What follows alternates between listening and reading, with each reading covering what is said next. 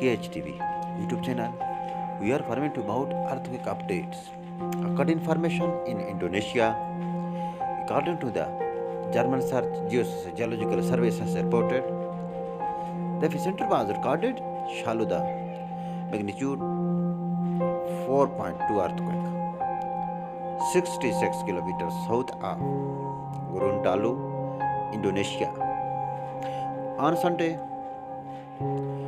27 February 2022 occurred at 9 hours 56 minutes AM local time, and its depth was recorded at 154 kilometers.